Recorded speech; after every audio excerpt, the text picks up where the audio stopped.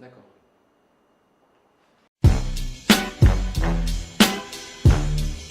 Je m'appelle Henri Pons, je suis opticien en guerre depuis 15 ans, j'ai 50 ans, je suis marié, j'ai 3 enfants. J'ai été président de l'association pendant 9 ans, je me suis occupé du club de handball des guerres. J'étais également vice-président du club de rugby à Salon. Je suis un ancien sportif puisque j'ai joué 14 ans au rugby, 15 ans pardon.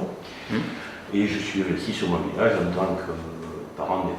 C'est ma première élection, je ne suis pas incarté politiquement, bien que, pour que les choses soient claires, je me situe plutôt à droite, mais pas à l'extrême droite. Je pense que nous avons un bilan à minima par rapport à ce que actuellement on voit dans les villages environnants qui constituent les Alpilles. Sur le plan économique, je pense que la mandature Sylvestre n'a pas été bonne, c'est le moins que l'on puisse dire. Sur le plan touristique, elle a été catastrophique. Et je pense que le reste est tout à fait quelconque.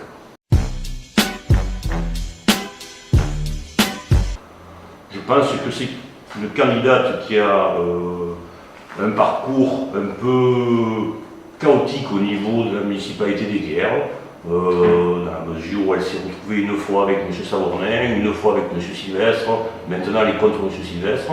Maintenant, hors de moi de penser que c'est quelqu'un qui manque de compétences, car je pense qu'elle a des compétences et elle a au moins le courage de se présenter à une élection municipale.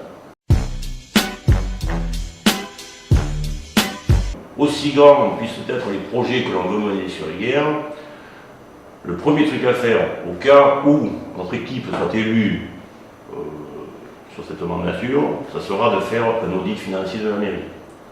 À partir du moment où on aura une idée exacte, sérieuse et professionnelle donnée par l'audit sur le paysage financier de la municipalité des Guerres, je pense que là, on pourra développer ce que l'on veut développer.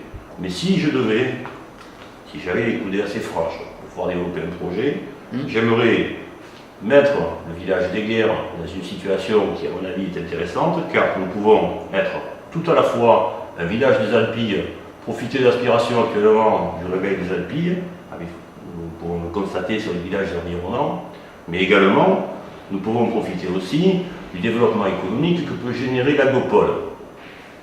À mon avis, Guerres sera touristique, culturel et économique, ne sera pas. Il faudra également s'appuyer sur l'énorme réseau de tissus associatifs que nous avons. Si nous négligeons ces caractéristiques-là, Guerres restera ce qu'il est actuellement, c'est-à-dire un village en train de dormir, pour ne pas dire plus. Je pense qu'il ne faut absolument pas présager ce genre de situation au deuxième tour. Je considère qu'Annick Brunet, tout comme Joël Sylvestre, sont des adversaires politiques et pas des ennemis. À partir de ce moment-là, je pense qu'il ne sert absolument à rien d'avoir des oppositions féroces sur le terrain. Simplement, à titre personnel, je me limiterai sur un débat d'idées, sur un débat de projet.